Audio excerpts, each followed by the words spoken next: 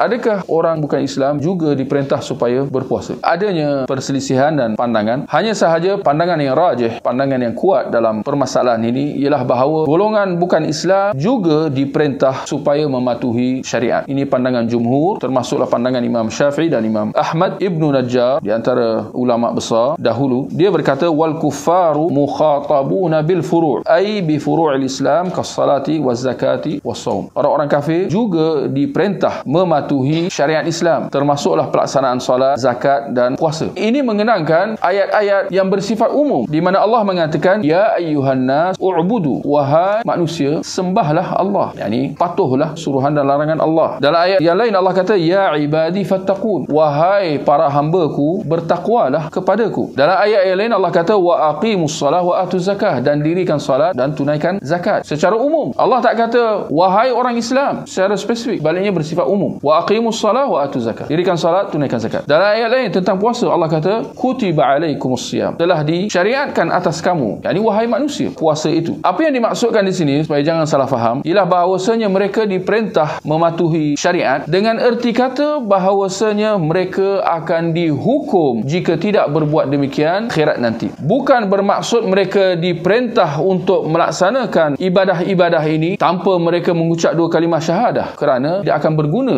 apa ibadah yang mereka lakukan tanpa mengucap kalimah syahadah itu. Demikian bukan maksudnya jika mereka tidak melaksanakannya maka mereka perlu mengqadanya dan seumpamanya. Sebaliknya, maksud di sini bahawa mereka diperintah supaya mematuhi syariat dengan erti kata bahawa di akhirat mereka akan dihukum kerana meninggalkannya. Demikian dosa-dosa mereka akan bertimpa-timpa, tambahan atas dosa syirik dan kufur mereka itu, di mana kesudahannya mereka akan diseksa atas kesemuanya. Bukan hanya diseksa atas perbuatan syirik dan kufur semata-mata, bahkan turut akan diseksa kerana meninggalkan suruhan dan larangan syariat itu. Dan antara dalil yang dikemukakan oleh jumhur ulama dalam permasalahan ini ialah ayat 88 surah An-Nahl. Allah kata alladzina kafaru wa saddu an sabilillah zidnahum azaban fawqal azabi bima kanu yufsidun. Orang-orang kafir yang menghalang daripada jalan Allah, kami tambahkan azab di atas azab hasil daripada kerosakan yang mereka lakukan. Antara ulama tafsir mengatakan kami tambahkan azab di atas azab, yakni azab di atas azab kekufuran dan kesyirikan yang mereka lakukan, iaitu atas kesalahan mereka tinggalkan suruhan dan larangan. Demikian dalam surah Al-Muddathir ayat 42 dan seterusnya, ketika mana orang-orang musyrikin kufar ditanyakan masalakakum fi saqar, apa yang membuatkan kamu dihumban ke dalam api neraka? Ternyata mereka menjawab qalu lam naku minal musallin. Mereka menjawab sungguhnya dahulu kami tidak termasuk dalam kalangan orang-orang yang mendirikan solat, sedangkan mereka orang kafir. Walam naku nut'imul miskin, demikian kami tidak memberi makan kepada orang miskin. Wa kunna nakhudhu ma'al khaidin, sebaliknya kami terus lalai bersama dengan orang-orang yang lalai yang lain. Wa kunna nukadzibu biyaumiddin, dan kami turut mendustakan tentang adanya hari hisab, hari akhirat itu. Jadi ayat ini ditujukan kepada orang-orang kufar dan musyrikin. Dan bagaimana antara jawapan yang mereka berikan kenapa mereka dihumban ke dalam api neraka ialah kerana mereka tidak mendirikan solat. Jadi ini penjelasan bahawa orang-orang bukan Islam turut diperintahkan supaya mematuhi syariat dengan erti kata bahawa mereka akan dihukum kerana meninggalkannya di akhirat nanti. Jadi ini insya-Allah memberi jawapan kepada kita